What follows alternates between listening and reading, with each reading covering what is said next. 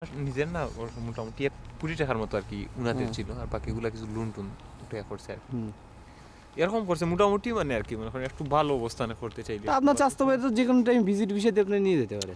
আসলে অ্যাকচুয়ালি কি মানে আমাদের ইংল্যান্ডে কিছু মেয়ে পাওয়া যায়, কথা বুঝছেন, যে তারা টাকা দিলে বিয়ে করে। এখন আবার জিনিসগুলা মানে খুব কড়াকড়ি হয়ে গেছে।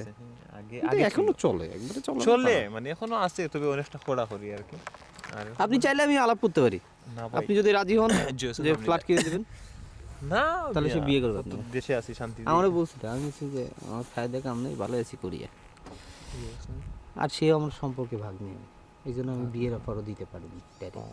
কারণ যে ফ্যামিলিটা বলছি তারা আমাদের সাথে সম্পর্ক কিন্তু আমার ভাগ্নি বিয়ে করছে, ওই যে মেয়ের কথা বললাম তার মেয়ে এখন কলেজে পড়ে, খুবই সুন্দর দেখতে মেয়েটা।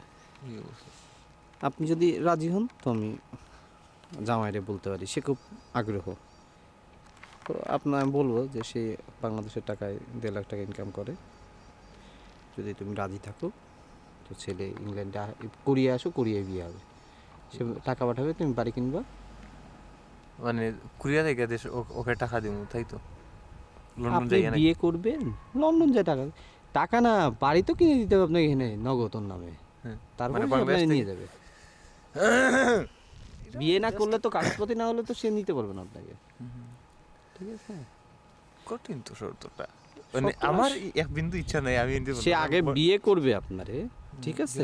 বিয়ে করার পরে বিয়ে করে তো ডিভোর্স দিতে পারবে না, তারপর আপনি বাড়ি কিনবেন না, দুজনের যৌথ বাড়ি কেনা হবে। মানে মেন কথা যে আপনার যে প্রপার্টি ইংল্যান্ডে আছে, যদি আপনি চলে যান তাহলে যে সেই মেয়ে যে অনাথ হয়ে যাবে না বা ফাঁকা জায়গায় পড়ে যাবে না, এইটা তো প্রচুর হয়েছে। বিশেষ করে সিলেটি মেয়েদের সাথে এই কাজগুলো সবচেয়ে বেশি হয়েছে।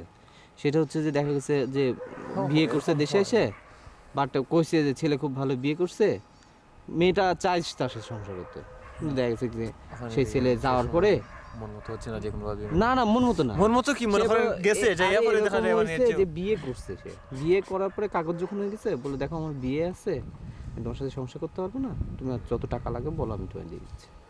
এরকম বা আরো দেখা যায় মনে করেন বেশি প্রায় তো এরকম থাকে, মনে করেন লন্ডনের মেয়েরা যে আছে ওরা মানে অনেক স্মার্ট মেয়েরা, মনে করেন স্মার্টের কথা না এখানে, আমরা বাঙালিরা কম স্মার্ট না, কথা বুঝছেন? আরো মানে বাস্তবতা আরো এরকম হচ্ছে, মনে করেন মেয়েটা আসলে এত স্মার্ট না, এত সুন্দর না, কিন্তু দেশে এসে মনে করেন একটা লন্ডন মেয়ে সিটিজেন মেয়ে দেখা যায় অনেক স্মার্ট ছেলেরা বিয়ে করে ফেলে, ঠিক আছে? তো পরে লন্ডন যাওয়ার পরে এরকম হয়, দেখা যায় যে আসলে ছেলেটা আসছে হয়তো বিয়ে করছে,